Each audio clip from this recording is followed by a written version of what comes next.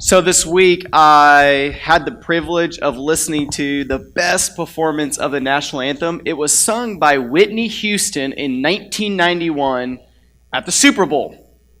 So I saw someone posted or something on Facebook, so I decided to watch it on YouTube. You got to watch it. And I'm not a very emotional person, but man, her ability to sing that song was amazing. I mean, it was absolutely perfect. It was beautiful. And so then, like, halfway through her singing, it made me think, I was like, you know what? I don't remember who actually played the Super Bowl in 1991. So I kind of looked that up, and I found out who that was. If you want to do that, that's fine, too. You can look that up yourself. So this year, the Super Bowl requires $5 million for a 30-second ad. So let me ask you a question. Last year, what was your favorite commercial? Do you remember? There's some weird ones over the years. I think last year's, there's the Skittle commercial that I thought was really cool. It was strange. It was a kind of a scene of a Romeo and Juliet scene, and this guy was yelling this girl's name and throwing Skittles through the window, and the girl was sitting there behind the bed catching the Skittles, not saying nothing. And then she moved off, and then her mom showed up and caught Skittles in her mouth, and then Dad did, then Grandma did, then somebody who was burglarizing the home, he came by, caught Skittles in his mouth. A police officer caught Skittles in his mouth. It was really funny. All right. So thinking about all this in this week, it does make me wonder, with such hype on this sacred day, why do the names of teams, players, and even commercial ads only linger in our memories and simply fade away? I mean, don't get me wrong, I love Super Bowl Sunday. I enjoy it. It's fun. It's kind of a little too long for me, so usually I'm in bed before it's over. But you have to admit, it does reflect a culture where it seems that promotion, build-up, coverage, popularity, the hype, these are considered virtues in our society. And my concern about that is these types of things, promotion and build-up and all that type of excitement stuff, the question I have is, does that type of quality or characteristics, do that actually sustain people? Do you know what I mean by sustaining? Does that really keep you together? And so for me, the next coming weeks, I want to invite you on a journey in the book of Hosea where I want to identify ways where we can develop sustainable, real, genuine relationships with others in our lives and, of course, with God. Ironically, the time where I felt most sustained in my life was also arguably one of the worst times in my life. So 2 years ago today, I found out I had cancer. And so 2 years ago, I went through the whole cancer scare and the treatments, and I'm thankful that it's going good, and I have more scans and all that coming up. But it was also 2 years ago today that I felt the nearness of God, the nearness of my wife, my children, my family, my friends, my church and community. I think anyone who's gone through suffering and the pain of suffering knows that there's this strange dilemma, because you never want to go through pain and suffering, but at the same time, it's in those moments of pain and suffering where you might be more attentive to the sustainability and the nearness of the relationships around you, right? Whether it's with God or whether it's your church, whether it's with your friends, your employees, your loved ones. Which brings us to the book of Hosea.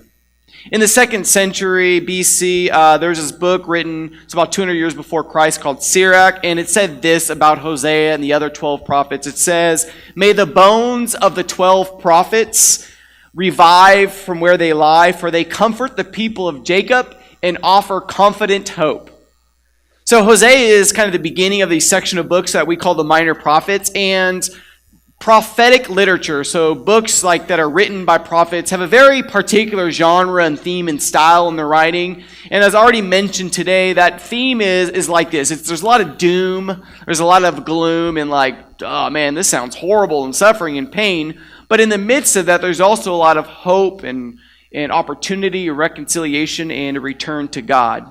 So imagine with me Hosea. So Hosea has been commissioned to be a prophet. There's lots of different types of prophets in Scripture.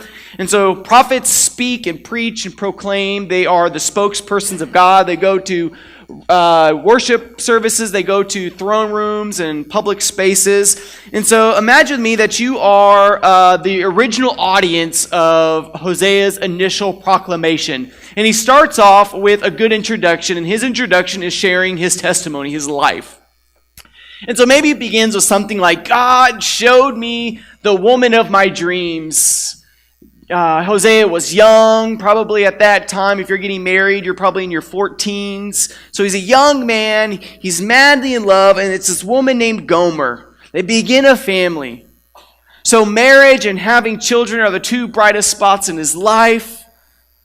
But unfortunately, right, as we read, the story is not happily ever after. Hosea's wife Gomer has real problems, and we shouldn't take these problems lightly. She's a harlot, and she breaks covenants that she makes with her husband. God knew this all along. In fact, God told Hosea this.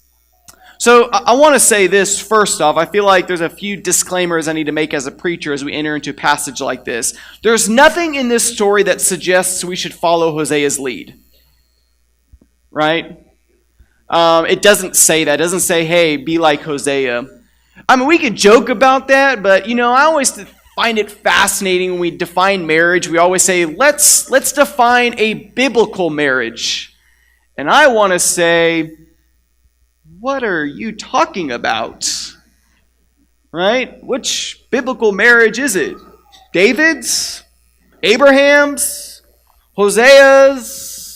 And the list goes on and on and on, right? So I also want to fail you in this way, that there's real tragedy. So this is a real tragic story. It's hard to swallow. There are degrading and offensive words.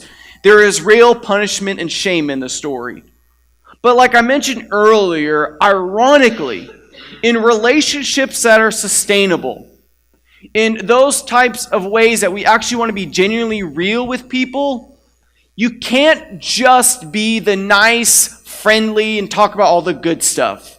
There's also the component or the aspect of it where you have to air out the dirty laundry, right? So imagine that this is God's heart, and God is opening up his heart and saying, come on in my house, and in my house there is dirty dishes and dirty laundry everywhere. And that's essentially what God is doing in this text. He's inviting you into the real dirtiness of relationship. But it's in those moments, though. Remember, hold on to this. It's in those moments. This is a real anchor point. It's in those moments where you actually identify healthy, loving, sustainable, rich, genuine relationships. Not only with God, but with your spouse, your friends, your family, your loved ones. Okay, so Hosea is sharing his testimony. But then there's this moment in the text, and it happens early on, thankfully, because there's 10 chapters. So in chapter 1, there should be this aha moment by the audience that says, wait a minute, this is kind of, but not really about Hosea and Gomer. This is actually more about Israel and Israel's relationship with God. Which then it goes, okay, so if this is about Israel and Israel's relationship with God, there's other implications, because that also means then there's some of that might mean it's any faith community, any church's relationship with God, but it also means it's any person's relationship with God. And if we talk about relationships in general, then it also means it's relationships that we have with other people. So you understand kind of the domino effect this is having. So let's talk about Israel first, because they're the primary audience. Okay, so in 735 BC, there's this war that breaks out, and it's called the Syro-Ephraimite War. In the book of Hosea, this happens around chapters 8 and 9. So a war happens in Hosea in chapters 8 and 9. So chapter 1, we read this morning, and leading up through about chapter 7-ish, there's the lead up to this conflict. Okay? So there's two nations at this time. There's Israel, and Israel is the nation of the north, and there's Judah, which is the nation in the south. Both of them are paying taxes and tributes to this bigger nation called the Assyrians. They're the kind of the big tough people on campus, right? And so what happens is eventually Israel has enough. And so them and a few nations in the Syrian region break off from the Assyrian Empire. So Israel forms an alliance with a couple other nations, and they decide to break off from the Assyrians. Well, they asked Judah to join them. And Judah says, no, we're good. We're cool with Assyria. We're just going to keep paying them money. So Israel in the new alliance attacks Judah because they don't agree to join them. They kill about 120,000 Judah people. But they did fail to besiege Jerusalem. So there's this massive war, okay? But they were unable to completely capture Judah, even though they ravaged the land and destroyed it in many, many ways. So Judah is now suffering, and guess who they call? They call the Assyrians, right? And so the Assyrian comes to Judah's aid and essentially wipes out Israel, the northern tribe of God's people. I didn't make this up. You can read all this in the book of 2 Chronicles, or you can just believe me. All right. So Hosea is coming to Israel, and Hosea is speaking directly to Israel, this northern tribe that's breaking off from the Assyrian Empire that eventually attacks Judah, then eventually is wiped out. And this is kind of a last pleading moment. This is Hosea saying, please, please, please do not do this. If you do this, you're going to die. Okay? So he's coming to Israel to let them know that they keep behaving this way, there's going to be severe punishment. Get your act together, he's saying, or you'll be destroyed. So the reason why I think that's important is because prophesying, it's not crystal ball foretelling, it's more like forthtelling. So to be prophetic means you're speaking on God's behalf. So why that's important is because if you're speaking on God's behalf, even if there's a foreseeable future of destruction, if you're forthtelling, there's always opportunity for reconciliation and returning to God. Meaning, just because I tell you, look, if you don't get your act together, things are going to get bad, doesn't necessarily mean things have got to get bad. You can actually change, right? The problem is, with the history of humanity is we usually don't listen to God's voice. So that's why you see more stories of bad and sorrow and pain than good. All right. Hosea is the perfect spokesperson because he is able to understand the anguish in God's heart like no other prophet. He understands God's pain because he himself is going through it. He knows how God is feeling towards Israel. The pain of God over an unfaithful people is a pain of someone experiencing an unfaithful relationship. And so this is very real, and we have many people who have dealt with this. And so Hosea is using the power of his own story, his own testimony, to explain to God's people what God is going through. But Israel did not pay attention. Honestly, things were looking good for them. Before they got wiped out by the Assyrians, they were in a season of prosperity and wealth. They were confident, you know what I mean? They were walking around strutting their stuff. They had it all together. So on the surface, they looked popular. They looked big, and they could promote themselves in such a way. But if you just got below the surface, there was nothing sustaining them. They were weak, they were broken, and they were suffering. In their present situation, they were already living their lives without God. Right? They already had broken covenant with God. They did not need God. They had religion. They practiced religion, but they practiced religion without God. They had their fancy stuff. They had their idols. They became interested in themselves and their personal gain. They got overconfident and they wanted to be great. But the problem is not being great. The problem is how does one define greatness? And so, is great being the most popular? Is great being the best and the winner?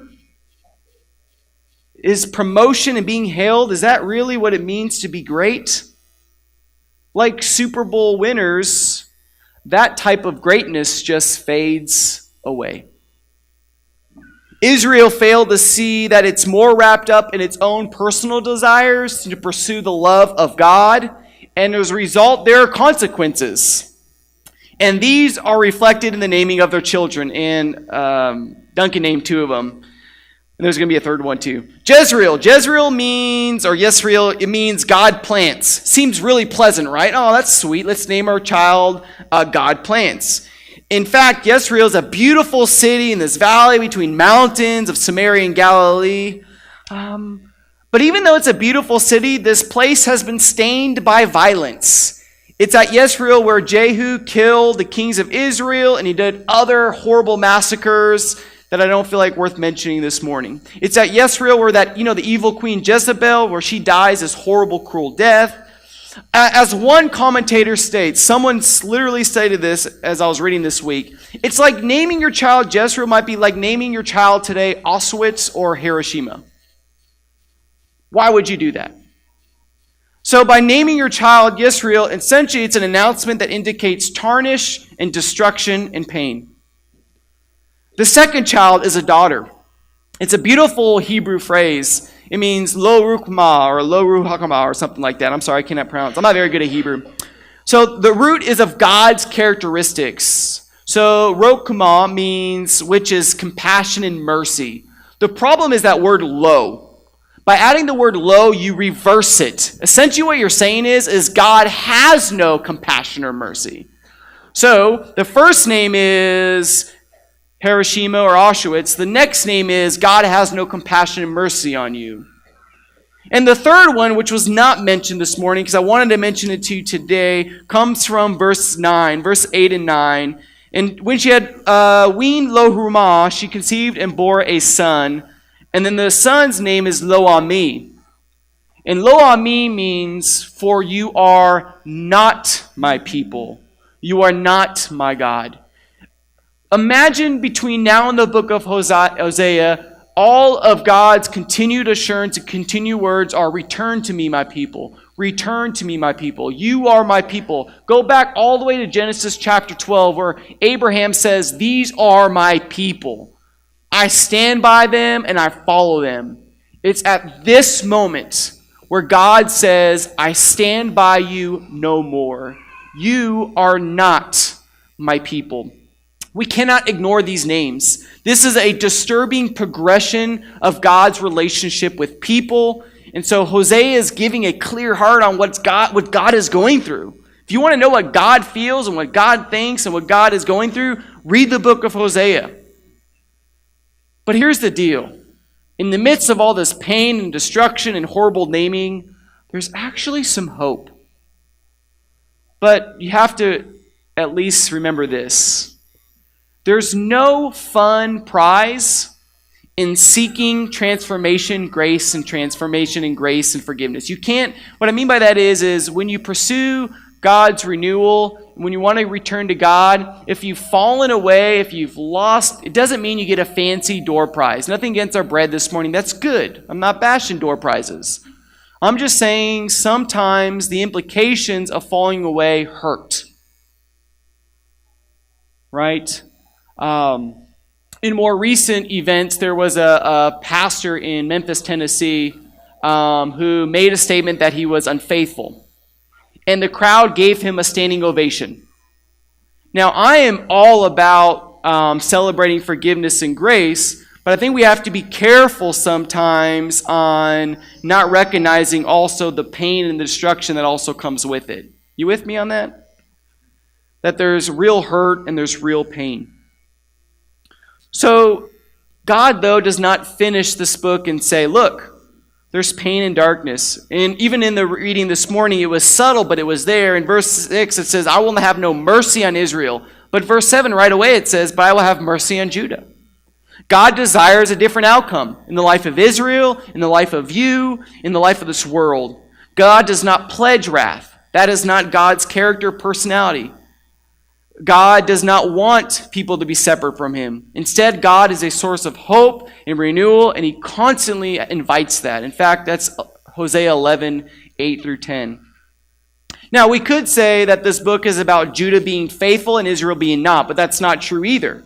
Because eventually Judah becomes too dependent on Israel and they're wiped out by the Babylonians.